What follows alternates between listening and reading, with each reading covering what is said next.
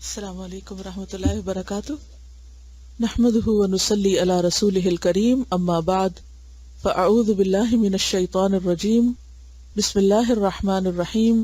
رب اشرح لی صدری ویسر لی امری واحلل عقدۃ من لسانی یفقہوا قولی. الکبر، تکبر، ایروگنس. کبر کے لیے اردو میں غرور اور تکبر دونوں الفاظ آتے ہیں. تکبر تو پھر عربی ہی کا لفظ ہے، باب تفاعل پر اپنے آپ کو بڑا سمجھنا، بتکلف بڑا بننا. اور غرور کا لفظ دھوکے سے ہے. تو سوال یہ پیدا ہوتا ہے کہ تکبر اور غرور کا آپس میں کیا تعلق ہے؟ متکبر، مغرور دونوں ایک کیسے ہو گئے؟ وہ اس لیے کہ جو شخص تکبر کرتا ہے وہ دراصل دھوکے کا شکار ہوتا ہے، کیونکہ حقیقت میں بڑائی اور عظمت صرف اللہ کے لیے ہے. جو بندہ بڑا بننا چاہتا ہے وہ حقیقت کا انکار کر رہا ہوتا ہے.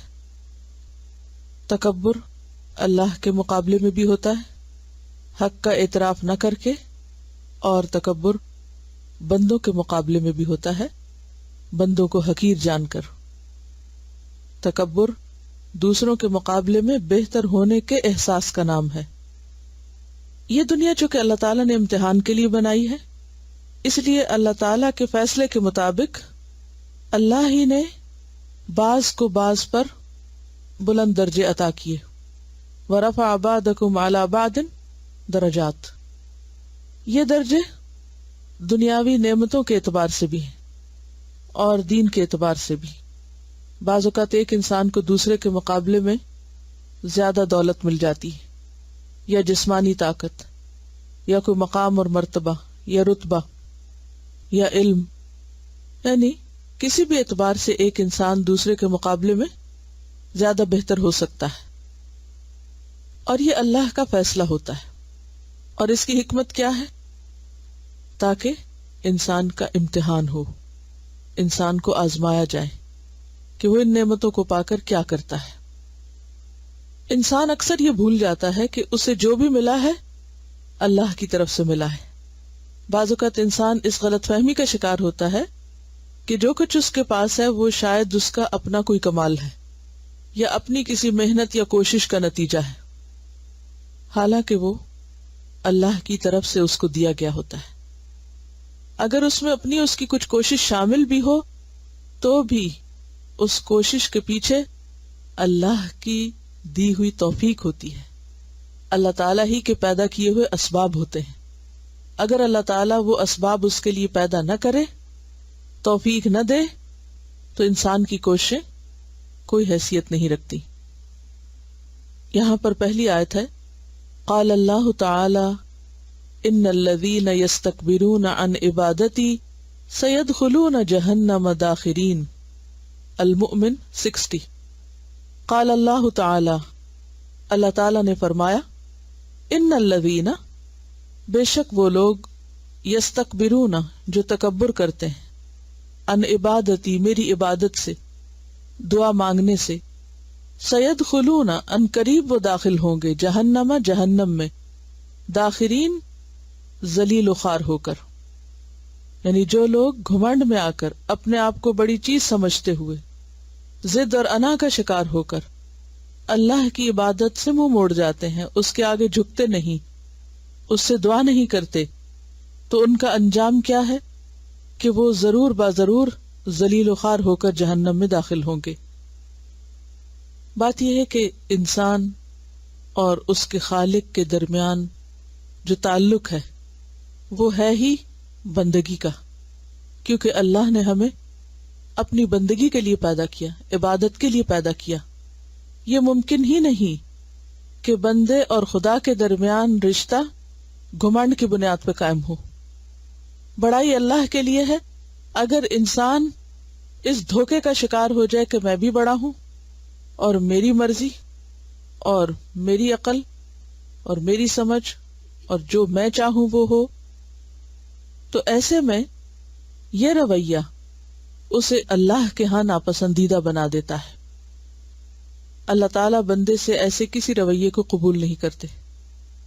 اللہ تعالیٰ نے بندوں کو اپنا محتاج پیدا کیا ہے، اور دعا اسی محتاجی اور ضرورت کا اظہار ہے کہ اے اللہ ہم تیرے محتاج ہیں، ہم کچھ نہیں جب تک تو ہمیں کچھ عطا نہ کرے. ہم کسی چیز کے مالک نہیں، اصل مالک تو ہے. لیکن جب کوئی بندہ اس حقیقت کا اعتراف نہ کرے، اظہار نہ کرے، اللہ کے سامنے اپنی ضرورت پیش نہ کرے، اس سے مانگے نہیں، اپنی کمزوری کا اعتراف نہ کرے، اس وقت تک وہ تعلق پیدا نہیں ہوتا. دعا نہ کرنے کا مطلب کیا ہے؟ سر نہ جھکانے کا مطلب کیا ہے؟ کہ مجھے اللہ کی ضرورت نہیں، حالانکہ انسان اپنی ایک ایک سانس کے لیے اللہ کا محتاج ہے.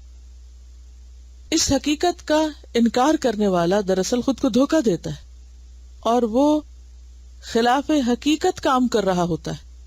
عاجزی کیا ہے دراصل؟ حقیقت واقعہ کا اعتراف، کہ آپ جو ہیں اس کو مان جائیں کہ آپ یہی ہیں.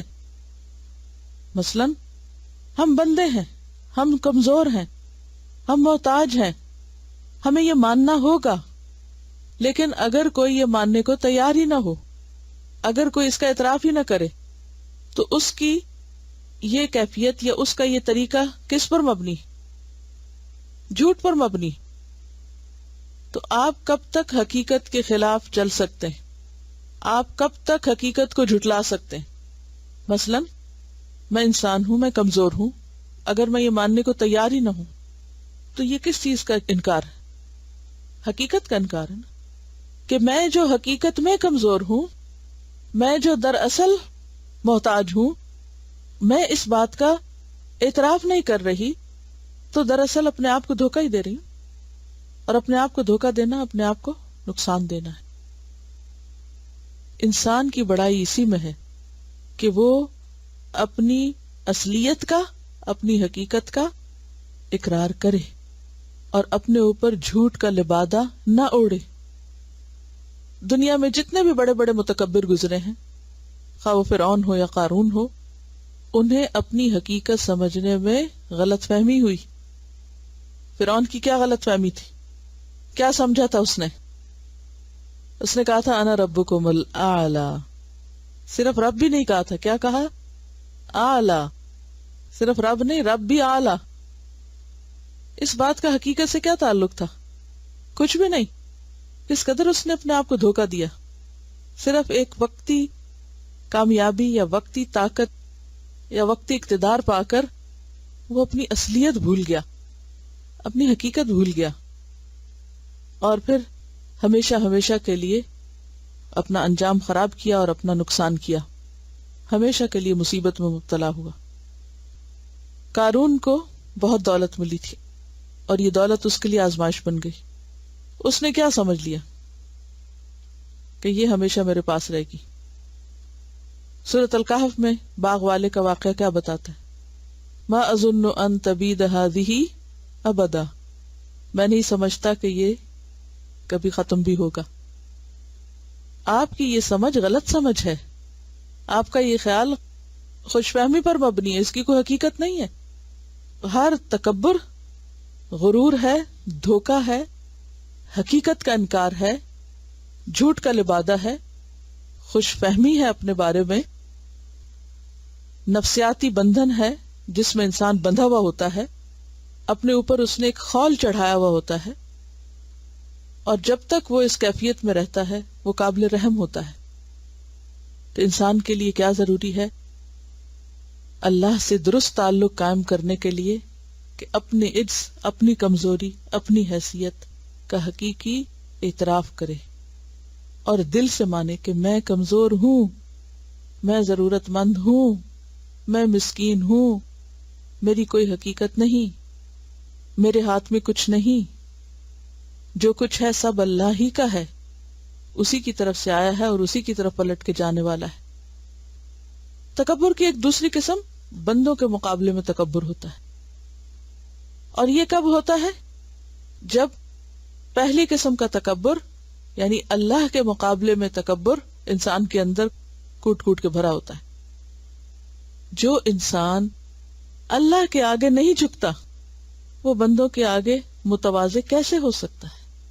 جو سب سے بڑی ہستی رب العالمین کے آگے نہیں جھکتا، اس کا حق نہیں پہچانتا، اس کو بڑا نہیں مانتا، اس کی عبادت نہیں کرتا، اس سے دعا نہیں کرتا، ایسا شخص بندوں کے سامنے یا بندوں کے مقابلے پر کیسے متواضع ہو سکتا ہے؟ متواضع کون ہوتا ہے؟ جس کے اندر عاجزی ہو. اس نے یہ سیکھا ہی نہیں، اس کی گھٹی میں ہی نہیں، اس کی عادت میں ہی نہیں، اس کی فطرت میں ہی نہیں. یہیں سے تمام خرابیوں کی ابتدا ہوتی ہے. ہر برائی یہیں سے جنم لیتی ہے، اور یہ ایک یونیورسل حقیقت ہے. انگریزی کا ایک مشہور مصنف ہے ولیم لا، وہ کہتا ہے کہ برائی جب شروع ہوتی ہے غرور سے شروع ہوتی ہے. برائی کا جب بھی خاتمہ ہوتا ہے انکساری کے ذریعے ہوتا ہے.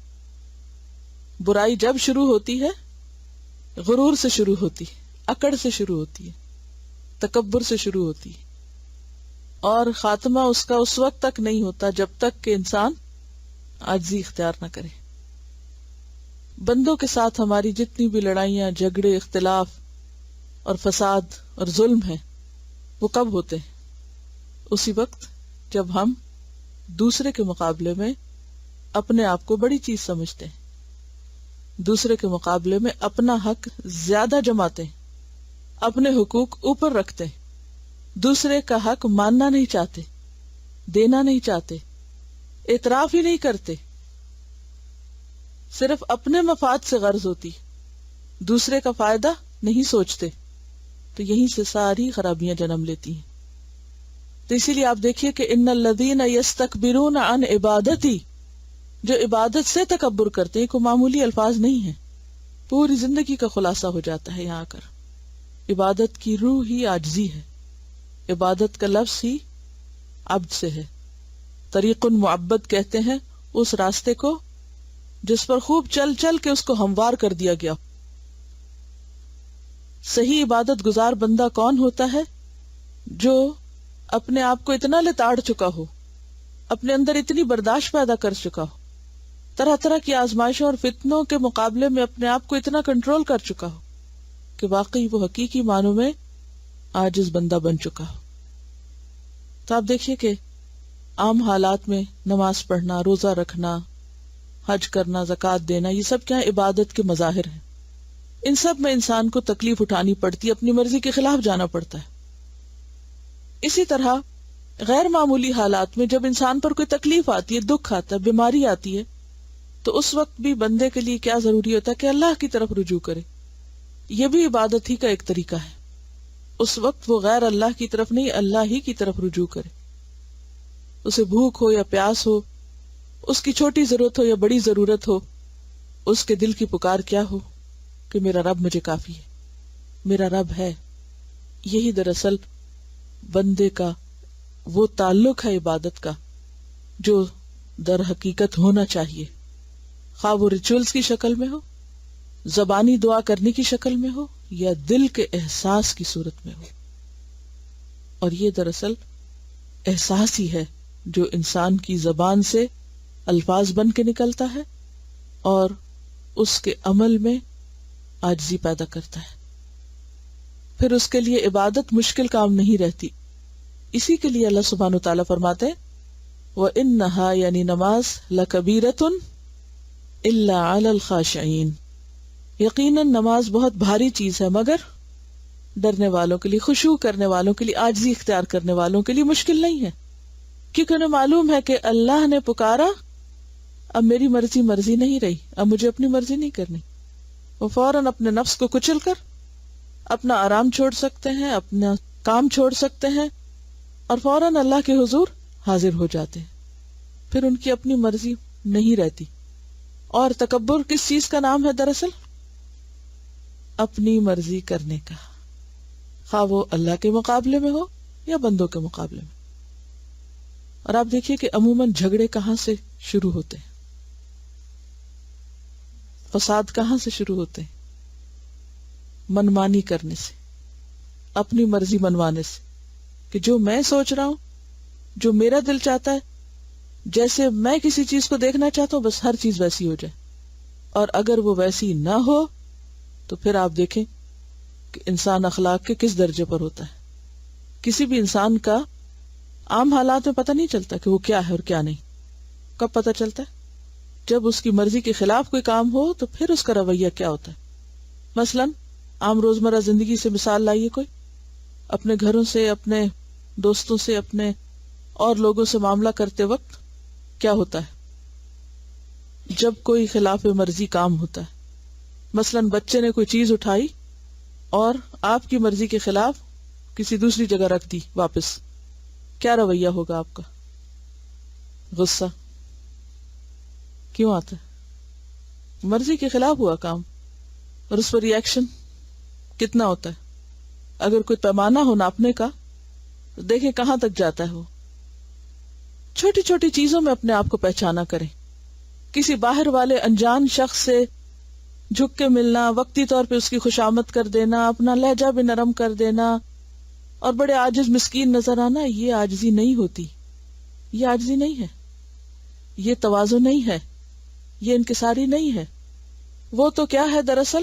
موقع پرستی. اپنے سے بڑا نظر آیا تو مسکین بن گئے، چھوٹا نظر آیا تو دبا دیا اس کو، نظر انداز، اگنور کر دیا اس کو. یہ تو اخلاق کا کوئی معیار ہی نہیں ہے. نبی صلی اللہ علیہ وسلم اپنے سے چھوٹے لوگوں سے کیسے ملا کرتے تھے؟ بڑی بڑی غلطیاں کر جانے والوں کے ساتھ آپ کا سلوک کیا ہوا کرتا تھا؟ غیروں کے ساتھ آپ کا رویہ کیا تھا؟ اسی لیے آپ انک لعلی خلق عظیم کے مرتبے پر فائز تھے کہ آپ اخلاق کے بلند ترین مرتبے پر ہیں. تو حقیقت یہ ہے کہ تکبر اور اپنی بڑائی کا احساس اور اپنی منمانی کرنے کی شدید خواہش، یہ تمام خرابیوں اور فساد کی جڑ ہے.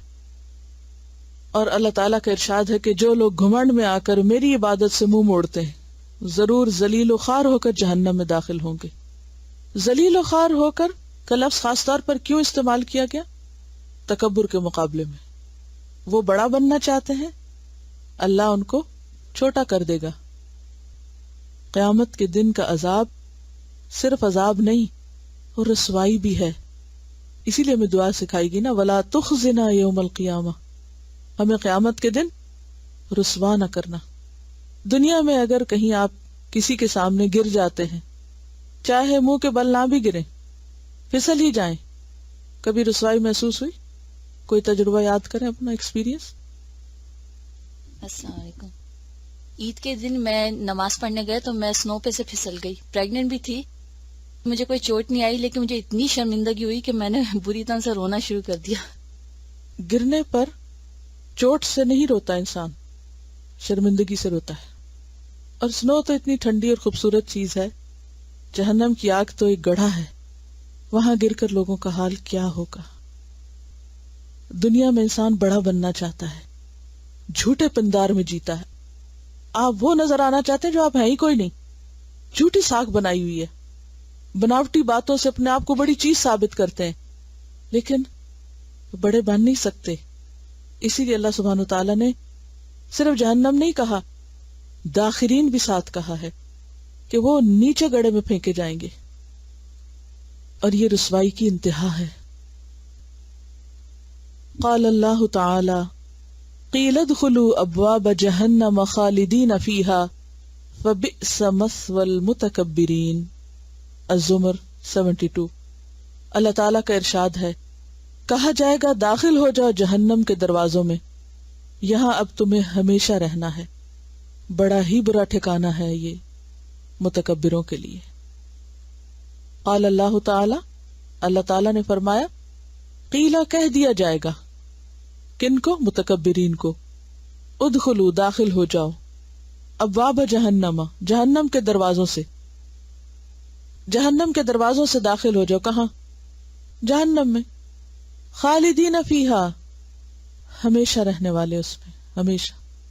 فبئس مثوى المتکبرین کتنا برا ٹھکانہ ہے تکبر کرنے والوں کا. ہمیشہ کی آگ، ہمیشہ کی رسوائی. تکبر صرف دنیا میں نہیں آخرت میں بھی ذلت اور رسوائی کا سبب ہے۔ تکبر ایک مسلمان کو زیب نہیں دیتا۔ اللہ کو ماننے والے، آخرت کو ماننے والے اپنے قول، اپنی سوچ، اپنی بات، اپنے احساسات اور اپنے معاملے اور رویے میں انتہائی متواضع ہوتے ہیں۔ تکبر تو شیطان کی صفت ہے، اور شیطان کو قرآن مجید میں طاغوت کہا گیا۔ طاغوت کون ہوتا ہے؟ انتہائی سرکش۔ کیا کہا تھا اس نے؟ انسان کے مقابلے میں خود کو بہتر جانا، انا خیر منہ، میں اس سے بہتر ہوں۔ شیطان احساس برتری کا شکار ہوا تھا۔ تواضع اللہ اور بندوں کے مقابلے میں سرکشی چھوڑ دینے کا نام ہے۔ جو انسان حقیقی معنوں میں اللہ کو پا لیتا ہے، اللہ کی عظمت کا احساس اس کے دل میں بیٹھ جاتا ہے کہ اللہ ہی بڑا ہے، وہ اندر سے ٹوٹ جاتا ہے، پھر اس کے اندر سے سرکشی ختم ہو جاتی ہے، کیونکہ ابدیت کا جو احساس ہے کہ میں بندہ ہوں، میں کوئی چیز نہیں، میں تو بندہ ہوں، میں معمولی چیز ہوں، یہی سبب بنتا ہے عاجزی پیدا کرنے کا۔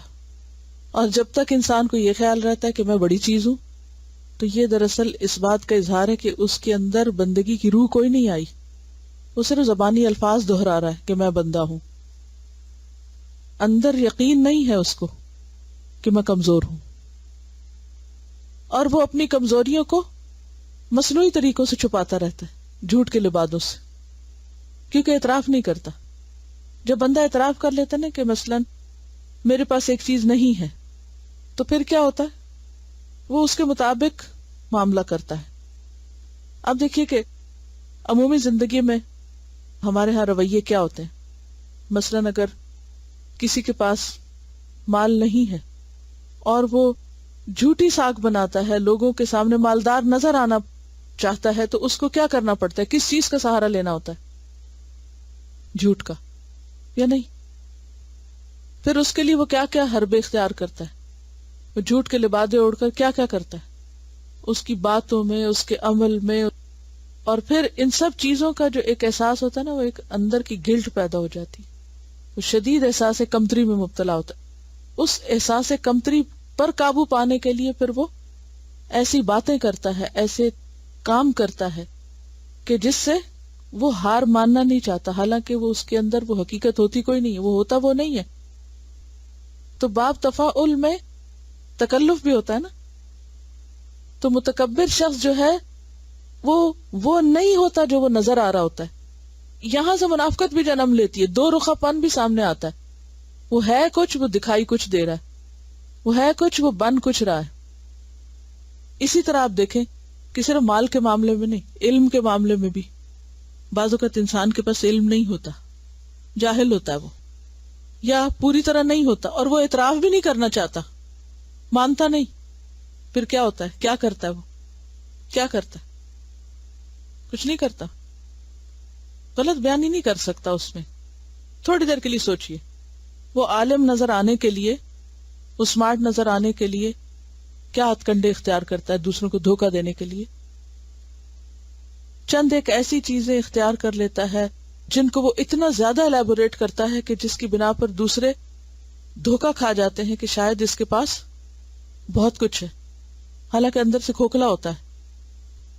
مثلاً ایک شخص معمولی شکل و صورت کا ہے، اب وہ اس کا اعتراف نہیں کرتا، اب وہ دوسروں کو کچھ اور نظر آنا چاہتا ہے، اب کیا کرتا ہے؟ وہ لبادہ اوڑھ لیتا ہے اپنے اوپر۔ اس سے کئی ایک خراب قسم کی عادات جنم لیتی ہیں، جیسے سائیکالوجی کی ٹرم میں اس کو سنوبری کہتے ہیں، کہ بعض لوگوں کو ورڈ سنوبری ہو جاتی ہے، وہ ڈکشنری سے بڑے بڑے لفظ رٹ کے سیکھ لیتے ہیں اور محفلوں میں وقتاً فوقتاً بڑے پرتکلف انداز میں بولتے ہیں، جس سے لوگوں پر ایک دھاک بیٹھ جاتی ہے کہ اس شخص کے پاس بہت علم ہے۔ بعض لوگوں کو کپڑوں کے معاملے میں ایسا ہو جاتا ہے، بعض لوگ کسی اور چیز میں اپنے آپ کو دھوکہ دیتے ہیں، بعض اوقات جیولری کے معاملے میں آرٹیفیشل جیولری پہن کر دوسروں کو کچھ اور شو کریں گے، بعض لوگ ہر وقت پیسے کی بات کرتے رہتے ہیں، حالانکہ ہوتا کچھ نہیں ہے، مگر ہر وقت یہ شو کرتے ہیں کہ ہمارے پاس بہت کچھ ہے، یعنی ان کی باتیں پیسوں ہی کے متعلق گھومتی ہیں. السلام علیکم. فرینچ سوسائٹی میں پہلے یہ بہت بڑی پرابلم ہو گئی تھی. تو ایک ان کے رائٹر ہے موپاسان، تو انہوں نے کافی ایسی سٹوریز لکھی تھیں. تو ایک سٹوری میرا خیال ہے کہ آپ لوگوں نے پڑھی ہوگی، اس کالڈ دی نیکلس. ایک عورت ہوتی ہے تو اس کو بہت پہننے اوڑھنے کا شوق ہوتا ہے، لیکن اس کا جو ہسبینڈ ہے اس کا جاب آرڈنری سا ہوتا ہے. تو بہت گلہ کرتی رہتی کہ میں تو اتنی خوبصورت ہوں، میری تو شادی پتہ نہیں کہاں کہاں ہو سکتی تھی، لیکن یہاں میں پھنس گئی ہوں. تو ایک دن وہ اس کے لیے لایا انویٹیشن کہیں کے لیے کہ ہم جا سکتے ہیں نا. تو پہلے تو بہت خوش ہوئی، کہتی پھر میرے پاس کپڑے نہیں ہیں.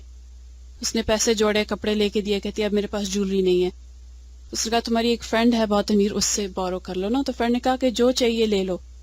تو اس نے وہاں سے ایک ریور آف ڈائمنڈز نکال کے نا بورو کیا.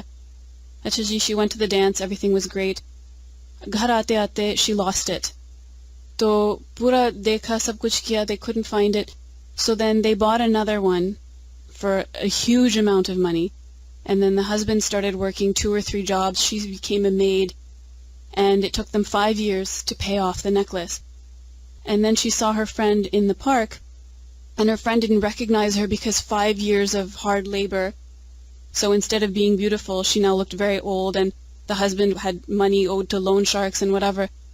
And she said, now it's over. I can tell my friend what happened. And she said, that night I borrowed your necklace. I lost it and we replaced it. And she said, you replaced it with a real river of diamonds? And she said, yes. And she said that necklace was fake. حقیقت یہ کہ قیامت کے دن جو شخص جیسا ہے ویسا ہی نظر آئے گا. سب لبادے اتر جائیں گے. یہ فیک لبادے جو ہم سب اپنے اوپر ڈال کے وہ نظر آنا چاہتے ہیں لوگوں کو جو ہم حقیقت میں ہیں نہیں، تو قیامت کا ایک جھونکا یا قیامت کا پہلا ہی لمحہ انسان کی ساری حقیقت کھول دے گا. سب پردے اتر جائیں گے اور انسان وہ ہوگا جو اس کا عمل ہے، اب جو اس کی اصلیت ہے، جو اس کی حقیقت ہے. تو یہ فریب اور جھوٹ کا سودا کتنے دن کے لیے ہے؟ کیوں نہیں ہم اعتراف کر لیتے اس چیز کا جو حقیقت میں ہم ہیں؟ لیکن یہ صرف اسی وقت ہو سکتا ہے جب ہم اپنے آپ کو بندہ سمجھیں. یا ایھا الناس انتم الفقراء الی اللہ واللہ هو الغنی الحمید. تعریف تو صرف اس کے لیے. یہ بیماری کہاں سے جنم لیتی؟ شہرت کا شوق، تعریف کا شوق، اور حقیقت میں دوسروں کے مقابلے میں اونچا ہونے کا شوق، بڑا بننے کا شوق. پھر انسان ان چیزوں پہ بھی تعریف چاہتا ہے جو اس نے کی. چھوٹی چھوٹی چیزوں پر، چھوٹے چھوٹے کاموں پر اس کی نظریں لوگوں کی طرف اٹھتی ہیں کہ لوگ مجھے پسند کر رہے ہیں یا نہیں کر رہے. اور پھر وہ نہیں کرتا جو اسے حقیقت میں کرنا چاہیے. وہ ان کاموں میں پڑ جاتا ہے اور اپنی ساری انرجی، مال، طاقت اس چیز میں لگا دیتا ہے جو حقیقت میں اس کو کوئی فائدہ دینے والی نہیں. پھر انسان وہ کام نہیں کرتا جو دنیا اور آخرت کے اعتبار سے اس کو اور دوسروں کو واقعی فائدہ دے سکتے ہیں. اس کی ساری انرجی اور اس کی ساری طاقت غیر ضروری چیزوں کی طرف چلی جاتی ہے. ایسا شخص خود کو بھی دھوکہ دیتا ہے، دوسروں کو بھی دھوکہ دیتا ہے، تضاد کا شکار ہوتا ہے، سیلف کنٹرڈکشن کا شکار ہوتا ہے. کہیں کچھ ہوتا ہے، کہیں کچھ ہوتا ہے. جب تک ہم حقیقت کا اعتراف نہ کریں، ہم سچے نہ ہو جائیں، جو ہیں وہ نظر نہ آئیں، اس وقت تک بات نہیں بنتی. اس معاملے میں ہر انسان کو خود اپنے اندر جھانکنا ہوگا، خود اپنے اندر دیکھنا ہوگا کہ وہ چاہتا کیا ہے. کیونکہ انسان جب اس مرض کا شکار ہوتا ہے تو وہ ان چیزوں پر بھی تعریف اور بڑائی چاہتا ہے جو اس میں ہیں، اور ان پر بھی جو ہے ہی نہیں. وَيُحِبُّونَ أَن يُحْمَدُوا بِمَا لَمْ يَفْعَلُوا. وہ چاہتے ہیں کہ ان کی تعریف ان چیزوں پر کی جائے جو انہوں نے کی بھی نہیں، جو ان کے اندر ہے بھی کوئی نہیں. وہ کسی کے کام اور کسی کی محنت کا کریڈٹ لینا چاہتا ہے. وہ کسی کو گرا کر بڑا بننا چاہتا ہے. وہ ان تمام چیزوں پر نظر رکھتا ہے جو اس کا حق ہے. وہ ان تمام چیزوں کو فراموش کر دیتا ہے جو کسی اور کا حق ہے. وہ حق دینے کے معاملے میں 100 تعویلیں کر لیتا ہے، لیکن حق لینے کے معاملے میں اپنے مفاد اور اپنے حق کے لیے بہت شیر ہوتا ہے. وہ دوسروں کے لیے وہ پسند نہیں کرتا جو اپنے لیے کرتا ہے. اپنے اور دوسروں کے پیمانے فرق ہوتے ہیں. تو ہم میں سے ہر شخص اپنا اپنا جائزہ لے, اپنا اپنا احتساب کرے. عن ابی ہریرہ قال قال رسول اللہ صلی اللہ علیہ وسلم قال اللہ تعالی الکبریاء ردائی والعظمۃ ازاری فمن نازعنی واحدا منہما قذفته فی النار. رواہ ابی داؤد کتاب اللباس. سیدنا ابو ہریرہ رضی اللہ عنہ سے روایت ہے کہ رسول اللہ صلی اللہ علیہ وسلم نے فرمایا, اللہ تعالیٰ فرماتے ہیں کبریائی میری چادر ہے اور عظمت میری ازار ہے. جس شخص نے ان دونوں میں سے کسی ایک پر مجھ سے مقابلہ کیا میں اسے آگ میں پھینک دوں گا. پڑھیے.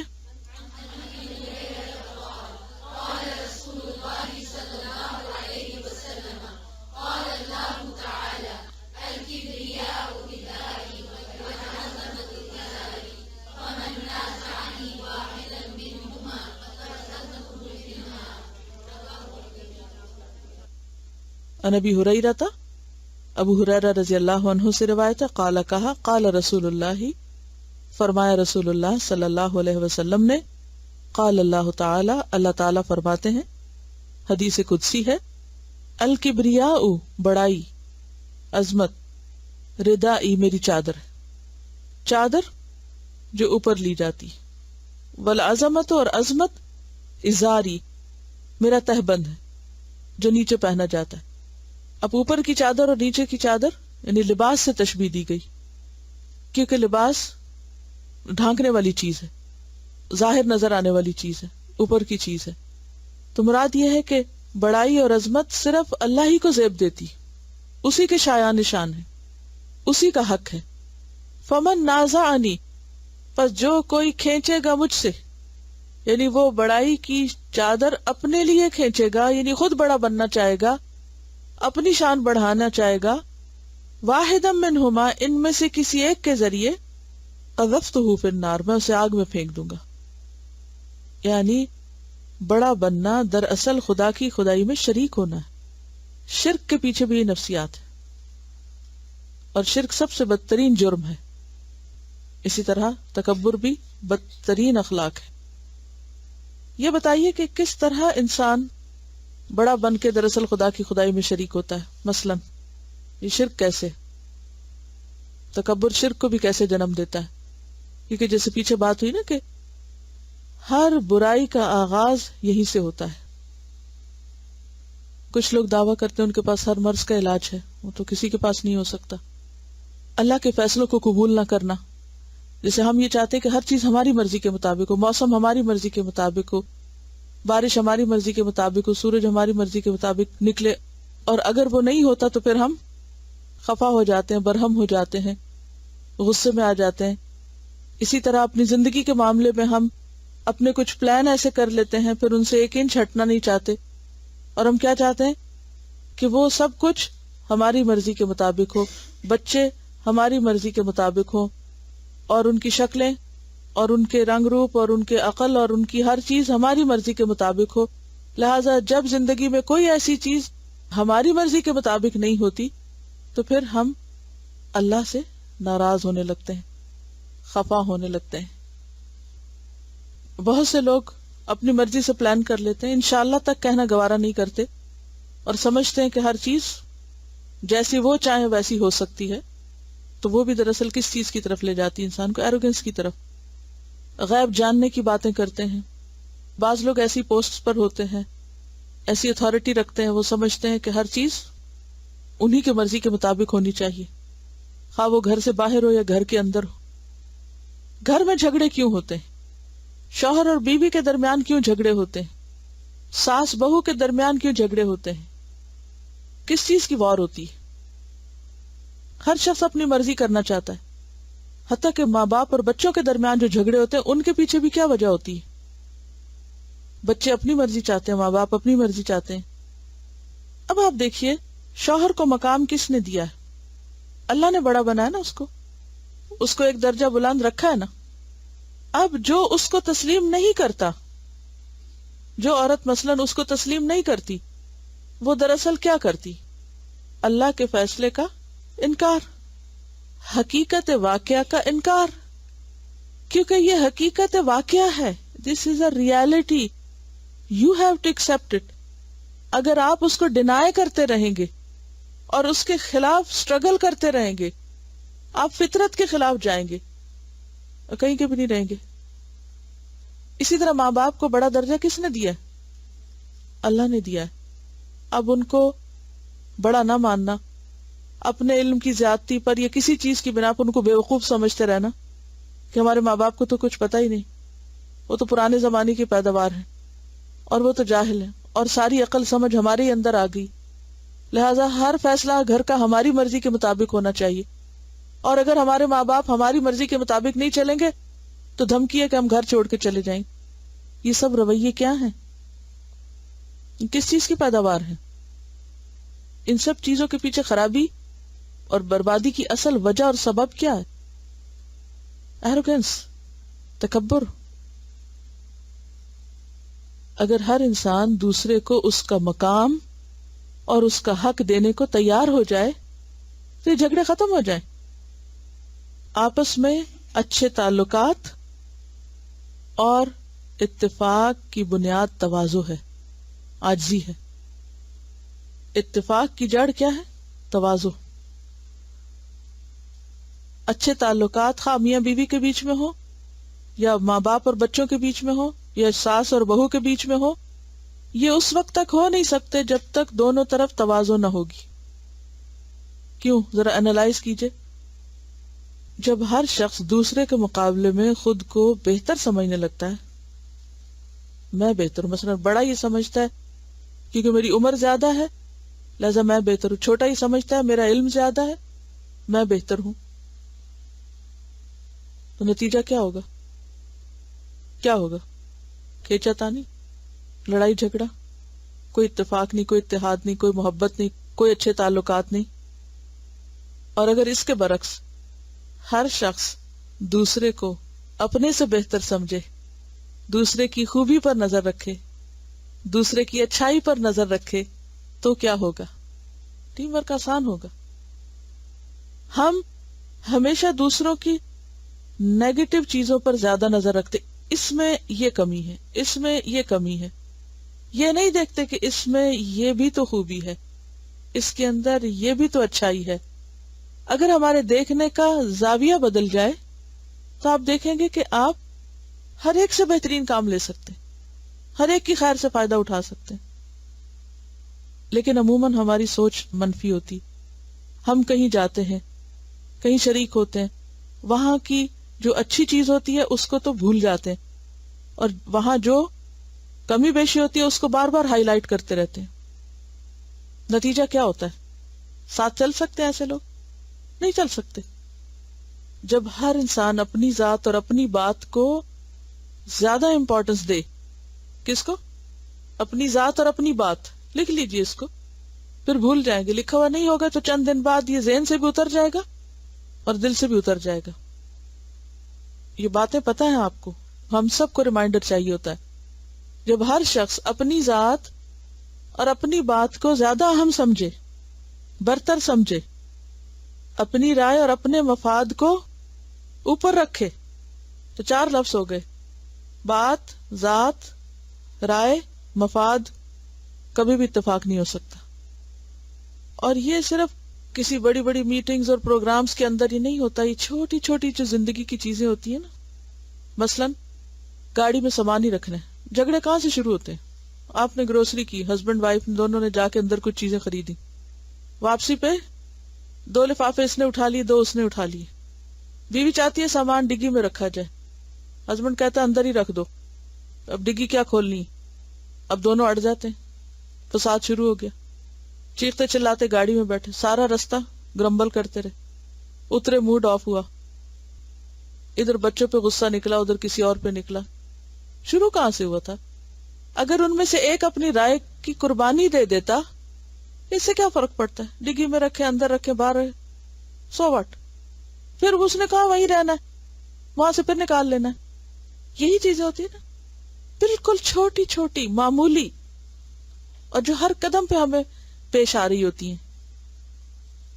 ان کو ہم انا کا مسئلہ پھر بنا لیتے، پھر ان کو پالنے لگ جاتے ہیں اندر، پھر وہ چھوٹی بہت بڑی ہو جاتی ہیں، پھر ان کو بریک نہیں کر سکتے، توڑ نہیں سکتے، پھر وہ پائل اپ ہونے لگتی ہیں، ایک تہ لگ گئی، تھوڑے دن بعد ایک اور لگ گئی، پھر ایک اور لگ گئی، وہ ایسا بیریئر کریٹ ہو جاتا ہے کہ پاس رہتے ہوئے بھی لوگ پاس نہیں رہتے ایک دوسرے کے، ایک دوسرے کو بہت کچھ دے سکتے ہیں، لیکن اتنی دیواریں آ گئی ہیں بیچ میں کہ اب کون آگے بڑھے، کون ان کو توڑے، کون کس کے لیے قربانی کرے. انا خیر منہ، اس کو جھکنا چاہیے، اس کو سننا چاہیے. یعنی وہ خرابیاں ریپیٹ ہوتی رہتی، ماحول میں وہی، ہر طرف وہی جنگل اگا ہوا ہے، کوئی اس کو کاٹنے کو تیار نہیں، کوئی صفائی کرنے کو تیار نہیں، ہر ایک دوسرے کو انہیں غلط چیزوں پر شے دے رہا ہوتا ہے، سپورٹ کر رہا ہوتا ہے. ایک شخص غلطی کرتا ہے، پھر وہ دوسرے سے پوچھتا ہے، وہ بھی ویسے ہی کر رہا ہوتا ہے، وہ اس کو اور زیادہ ہوا دیتا ہے، وہ کہتا ہے نہیں نہیں ٹھیک ہو تم بالکل. اصل میں تکبر ہے ہی خلاف حقیقت سوچ اور بات اور رویہ، یعنی ریالٹی کے خلاف جانا ہے، جھوٹ ہے کہ آپ وہ کر رہے ہیں یا سمجھ رہے ہیں جو آپ ہیں نہیں. اگر اللہ کے قائم کیے ہوئے درجوں کو ہم مان جائیں ایک دفعہ، کسی کو امیر بنایا اللہ نے بنایا ہے، مجھے کیا ضرورت ہے حسد کرنے کی اور جھوٹے لبادے سے اس کا مقابلہ کرنے کی. کسی کو علم زیادہ دیا ہے اللہ نے دیا، کسی کو عمر میں مجھ سے بڑا بنایا اللہ نے بنایا.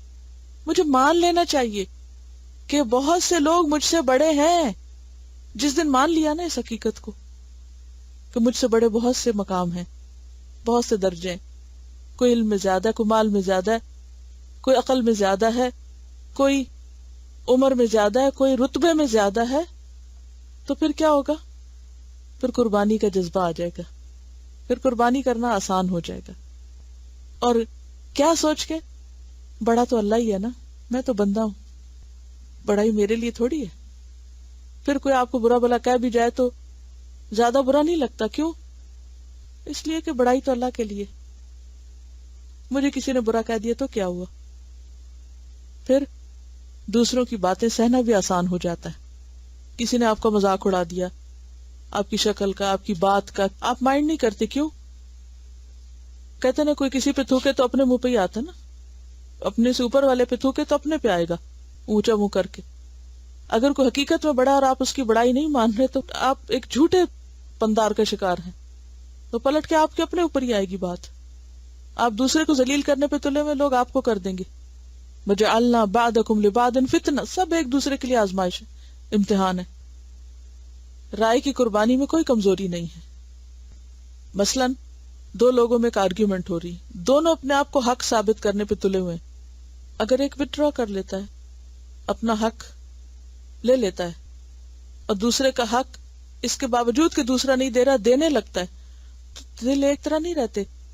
چند ہی دن میں دوسرے کو بھی احساس ہو جاتا ہے کہ میں زیادتی کر رہا ہوں، اور دوسرا بھی پلٹ آتا ہے. اگر وقتی طور پر ٹکراؤ چھوڑ کر دوسرے کی بڑائی یا دوسرے کی رائے کا احترام کر لیا جائے تو آپ دیکھیں گے کہ اس کے دل میں جو جگہ بنے گی پلٹ کے واپس خیر آپ ہی کی طرف لوٹے گی، وہ آپ کو ملے گا. لیکن جب آپ اپنی بات پہ اڑ جاتے ہیں تو نتیجہ کیا نکلتا ہے؟ دوسرا اپنی طرف اڑ گیا، دونوں ہی باہم طاقت کے ساتھ ایک دوسرے سے ٹکرائے، حاصل کسی کے ہاتھ بھی کچھ نہ آیا.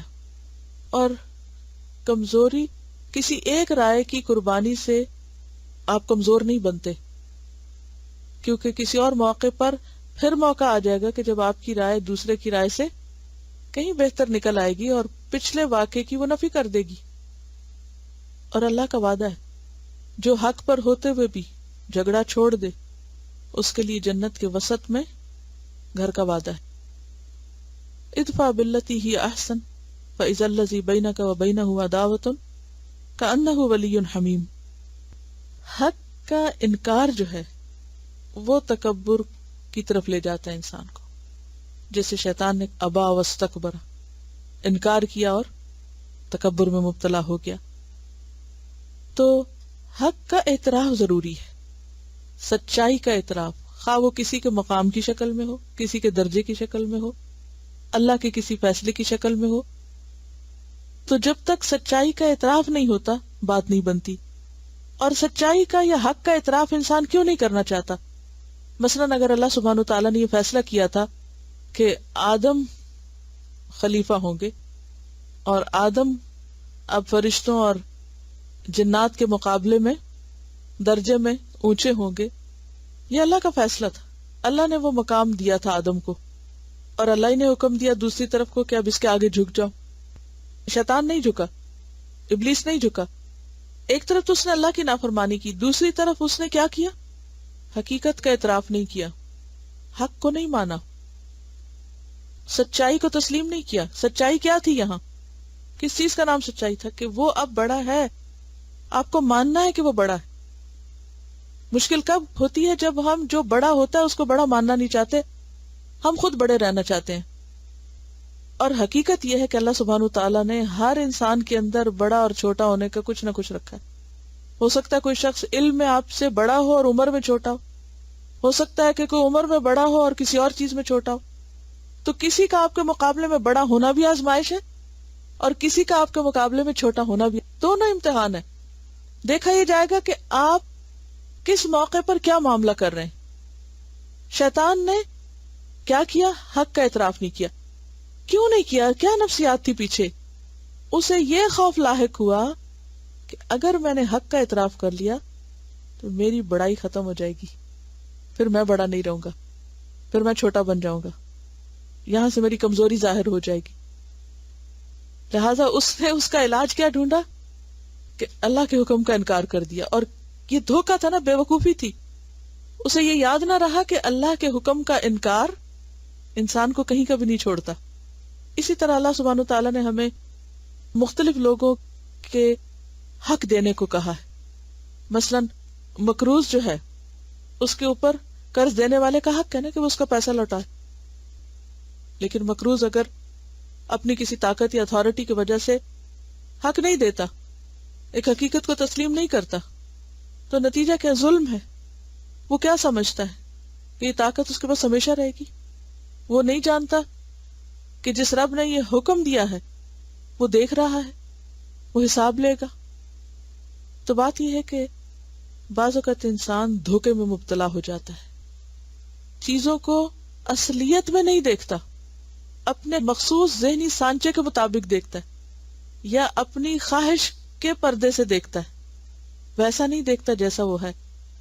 اسی لیے وہ دعا سکھائے گی نا، اللہم ارینا حقیقت الاشیاء کما ہی، اللہم ارینا الحق حقا وارزقنا اتباع وارنا الباطل باطلا وارزقنا اجتنابا. تو یہ جو حقیقی نظر ہے، یہ سچائی کی نظر ہے، اس کا پیدا ہونا بھی بہت ضروری ہے.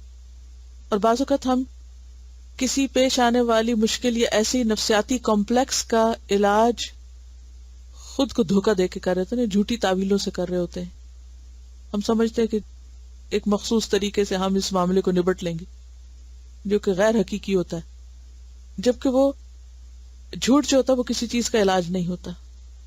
مثلاً اگر آپ کو یہاں سے یہاں تک جانا ہے، مثلا ایک نقطے سے دوسرے تک پہنچنا ہے، تو آپ کو اپنے منہ کا رخ ادھر ہی کرنا پڑے گا اور ادھر چلنا پڑے گا. اور اگر آپ ادھر چلنا شروع کر دیں اور خوش فہمی مبتلا ہو جائے کہ ایک دن تو میں وہاں پہنچ ہی جاؤں گا، اور چل آپ اس طرف کو رہے، جانا آپ کو سامنے اور چل آپ دائیں طرف رہے ہیں، تو کیا ہے؟ دھوکہ نہیں؟ اپنے آپ کو دھوکہ دے رہے ہیں. اگر آپ کو سامنے پہنچنا ہے تو آپ کا رخ بھی ادھر ہی ہونا ہوگا.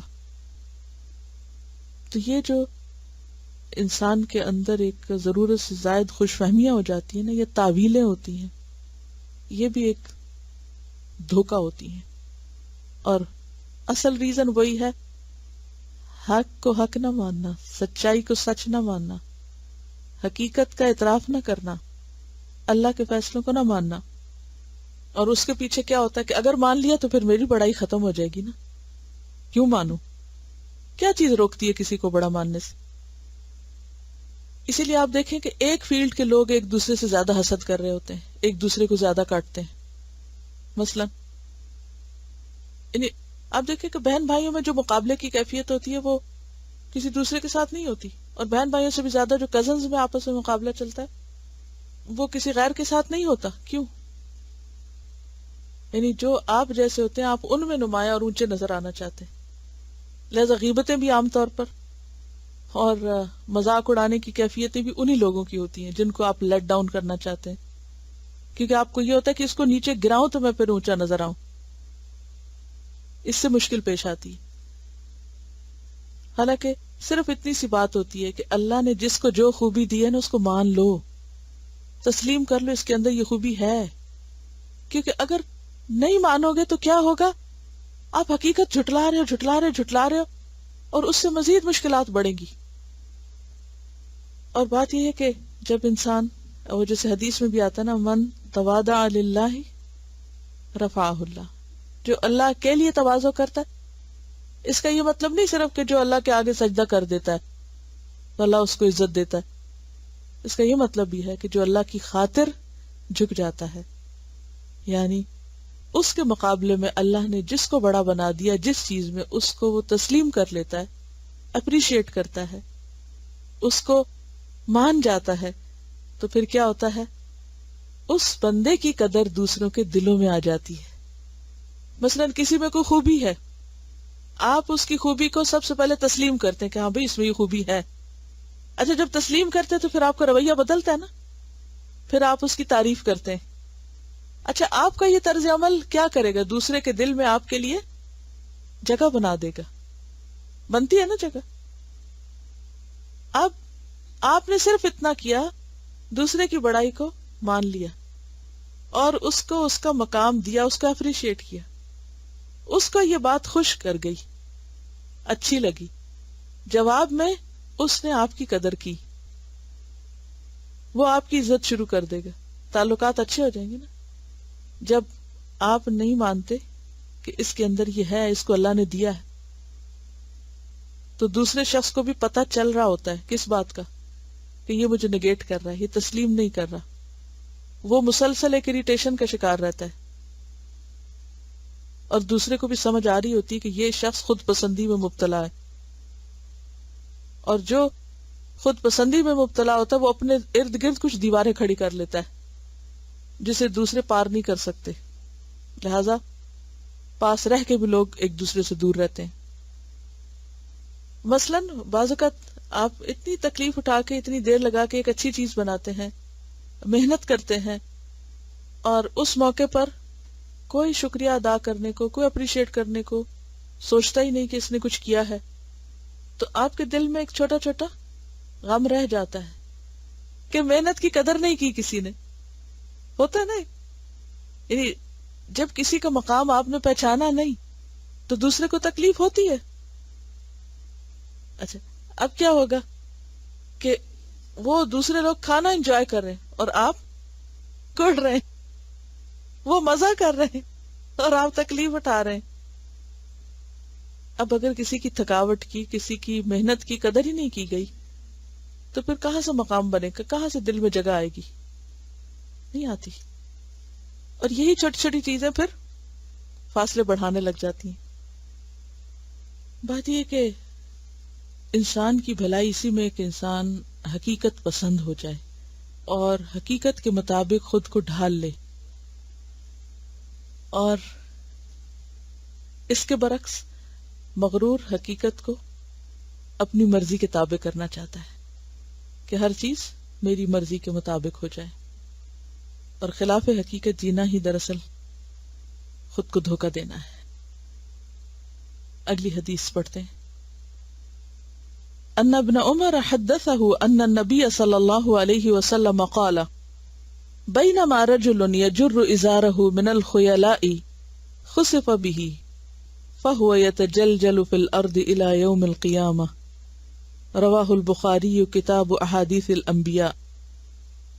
سیدنا ابن عمر رضی اللہ عنہ سے روایت ہے کہ نبی کریم صلی اللہ علیہ وسلم نے فرمایا، ایک شخص تکبر کی وجہ سے اپنا تہبند زمین پر گھسیٹتا ہوا جا رہا تھا کہ اسے زمین میں دھنسا دیا گیا، اور اب وہ قیامت تک یوں ہی زمین میں دھنستا چلا جائے گا. پڑھیے.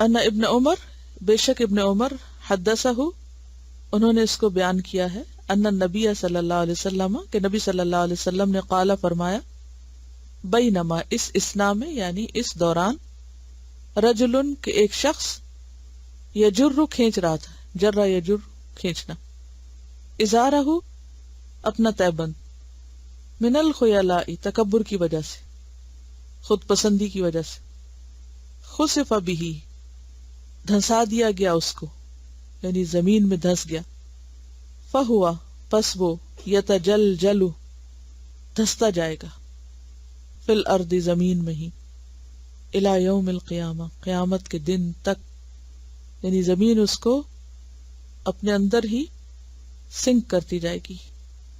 یہ دراصل ناموافقت ہے کائنات کی فطرت کی متکبر کے خلاف، کہ ایسے شخص کو اللہ کی زمین پر رہنے کا حق نہیں، کہ جو اللہ کے مقابلے میں خود کو یا بندوں کے مقابلے میں خود کو بڑی چیز سمجھنے لگے، اور صرف سمجھے نہیں بلکہ اس کا اظہار بھی کرنے لگے۔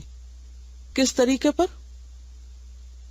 لباس کے ذریعے، چال کے ذریعے، کیونکہ یہاں لباس بھی ہے اور چال بھی ہے۔ یجر ازارہ من الخیلاء، یعنی کپڑا گھسیٹ گھسیٹ کے زمین پر چل رہا تھا۔ بعض اوقات شادیوں میں ایسے لباس پہنے جاتے ہیں کہ جو سائز سے کافی لمبے ہوتے ہیں، اور وہ زمین پر ساتھ ساتھ دلہن کے گھسٹ رہے ہوتے ہیں، اور بعض اوقات تو باقاعدہ وہ ٹریل بنائی جاتی ہے کہ جو کئی فٹ پیچھے تک گھسٹ رہی ہوتی ہے، اور پھر چال میں بھی وہ سب کچھ آ جاتا ہے۔ تو ایسی چال اور ایسا لباس اللہ تعالیٰ کو سخت ناپسند ہے۔ اور اس حدیث میں جو واقعہ بیان کیا گیا ہے یہ قارون کی طرف اشارہ ہے۔ اگلی حدیث بھی اسی کی مزید وضاحت کرتی ہے۔ عن ابی ہریرہ ان رسول اللہ صلی اللہ علیہ وسلم قال بینما رجل یتبختر یمشی فی بردیہ قد اعجبته نفسه فخسف اللہ به الارض فهو يتجلجل فيها الى يوم القیامہ، رواہ مسلم، کتاب اللباس والزینہ۔ سیدنا ابو ہریرہ رضی اللہ عنہ سے روایت ہے کہ رسول اللہ صلی اللہ علیہ وسلم نے فرمایا، ایک شخص اتراتا ہوا اپنے کپڑوں میں چلا جا رہا تھا، اس کے نفس نے اسے خود پسندی میں مبتلا کر دیا تھا کہ اللہ تعالیٰ نے اسے زمین میں دھنسا دیا، پس وہ قیامت تک زمین میں دھنستا چلا جائے گا۔ پڑھیے۔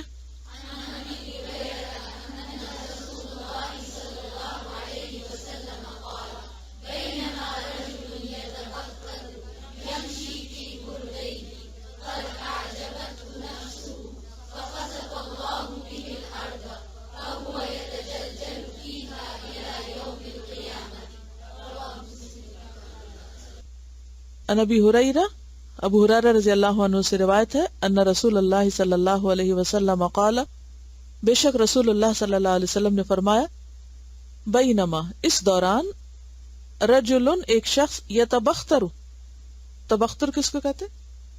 اترانے کو، اردو میں بھی استعمال ہوتا ہے۔ یمشی، چل رہا تھا، فی بردیہ، اپنی دو چادروں میں، اپنے کپڑوں میں، بردہ کہتے ہیں نا چادر کو، پہلے لفظ سنا بردہ، قصیدہ بردہ سنا، تو بردئی بردین تھا اصل میں، دو چادریں، یعنی لباس مراد ہے، اوپر نیچے کی چادر۔ قد اعجبتہ نفسہ، تحقیق تعجب میں ڈالا تھا اس کو اس کے نفس نے، یعنی اپنے اوپر اس کو بہت تعجب ہوا، بہت خوش ہوا، خود پسندی میں مبتلا ہوا۔ کس بنا پر؟ اچھے لباس کی بنا پر۔ عام طور پر لوگ آئینہ دیکھ کر خاص انداز میں اپنے اوپر نظر ڈالتے ہیں۔ فخسف اللہ بہ الارض، تو دھسا دیا اس کو اللہ تعالیٰ نے زمین میں، فہو یتجلجل فیہا الی یوم القیامہ، تو وہ اسی میں دھستا جائے گا قیامت کے دن تک۔ تو اس سے پتہ چلتا ہے کہ ایسے مظاہر سے بھی پرہیز کرنا چاہیے، ایسے لباس سے، ایسے زیور، ایسے میک اپ سے، جس سے مقصود صرف شان میں اضافہ کرنا اور دوسروں کے مقابلے میں اپنے آپ کو بہت نمایاں کرنا ہو۔ اور اس کی آپ نے دیکھا ہوگا حقیقت کیا ہے، بہت سے لوگ شادی کے موقع پر غیر ضروری اسراف کرتے ہیں، اور غیر ضروری اسراف میں کیا آتا ہے؟ ایک دن کے لیے، چند گھنٹوں کے لیے بہت سے پیسے خرچ کر کے بہت مہنگا لباس خریدتے ہیں، مہنگا زیور لیتے ہیں، اور پھر اس کے بعد ہر اینگل سے تصویریں بناتے، پھر ان تصویروں کو فریم کرا کے گھر میں لٹکا دیتے ہیں، اور وہ اپنی پوجا کہیں ختم نہیں ہوتی، یا پھر وہ ویڈیو بنا لیتے ہیں یا پھر البم میں سجا لیتے ہیں، پھر ہر آنے جانے والے کو اس کا دیدار کراتے رہتے ہیں. ساری زندگی کا محور و مقصد یہی ہوتا ہے. پھر بوڑھے بھی ہو جاتے ہیں تو وہ شادی کی تصویریں خوشی سے دکھاتے رہتے ہیں، ہم اتنے جوان ہوتے تھے اور ایسے خوبصورت تھے. اور پھر ساری زندگی کے لیے وہ ایک خیالی جو شکل ہے وہی سب کچھ ہوتی. آپ نے دیکھا ہوگا کہ کتنی ایسی شادیاں ہوتی ہیں کہ جو اتنی ٹھاٹ اور اتنی آن بان سے ہوتی ہیں، اور پھر اتنا کچھ اس میں خرچ ہوتا ہے اور ایسے ایسے لباس بنائے جاتے ہیں، لیکن انجام کیا ہوتا ہے؟ نتیجہ کیا نکلتا ہے؟ کیا وہ شان، وہ لباس، وہ میک اپ، وہ زیور جو محض دھوس جمانے کی نیت سے کیا گیا وہ کسی کام آیا؟ وہ اچھے تعلقات کی بنیاد بنا؟ وہ کسی کے دل میں آپ کی جگہ بنا سکا؟ نہیں، کیونکہ انسان کی قدر و قیمت محض اس کے لباس اور شکل و صورت سے نہیں ہوتی جب تک اخلاق نہ ہو. تواضع سب سے خوبصورت لباس ہے جو دوسروں کے دلوں میں جگہ بناتا ہے. آواز اور لہجے کے اندر کی عاجزی زیادہ دل کو موہ لیتی ہے بنسبت اس کے کہ آپ کڑک کے، چیخ کے، دھوس جما کے کسی سے بات کریں. لہجے کی مٹھاس زیادہ بہترین چیز ہے دل جیتنے کے لیے بنسبت چلاتی ہوئی آواز کے. ان انکر الاصوات لصوت الحمیر. اللہ کے ہاں بھی سخت ناپسندیدہ اور بندوں کے ہاں بھی سخت ناپسندیدہ. تو بات یہ ہے کہ ایسی تمام حرکتیں جو انسان کو جھوٹے پندار میں مبتلا کریں کہ جو ہے نہیں وہ نظر آئے، یہ سب قیامت کے دن کھل جائے گا. بناوٹی باتیں، بناوٹی شکلیں، ہر چیز میں تصنع، وہ نظر آنے کی کوشش کرنا جو ہے نہیں، یہ اللہ کے ہاں انسان کو ذلیل و رسوا کر دینے والی چیزیں ہیں. اگر انسان ایسی حرکتیں کر رہا ہے کہ کسی طرح لوگوں کی بھیڑ اکٹھے کر لے اپنے آس پاس، یا مال کے ڈھیر جمع کر لے، یا بہت شہرت اس کو حاصل ہو جائے، تو کبھی سوچے کہ کیا ان میں سے کوئی چیز اللہ کے ہاں بچا سکے گی انسان کو؟ یعنی انسان ایسی گھٹیا حرکتیں کیوں کرتا ہے؟ تاکہ زیادہ سے زیادہ دوسروں کا ہر دل عزیز ہو جائے. لیکن پوری دنیا بھی آپ کا ڈنکا بجا دے اور اگر اللہ کے ہاں قدر نہیں، کوئی چیز کام نہیں آ سکتی. ساری زمین سونے سے بھر جائے اور فدیے میں دینا چاہے تو کام نہیں آ سکتا. تو ہمیں حقیقت کی دنیا میں لوٹنا ہے، خود کو پہچاننا ہے کس لائق اور کس قابل اور کس قیمت کے ہیں ہم. جو ہم اصلی ہیں نا، کل قیامت کے دن صرف اتنی قیمت لگے گی، اوپر کے سارے لبادے اتر جائیں گے. سبحانک اللہم و بحمدک نشہد ان لا الہ الا انت نستغفرک و نتوب الیک. السلام علیکم و رحمۃ اللہ وبرکاتہ.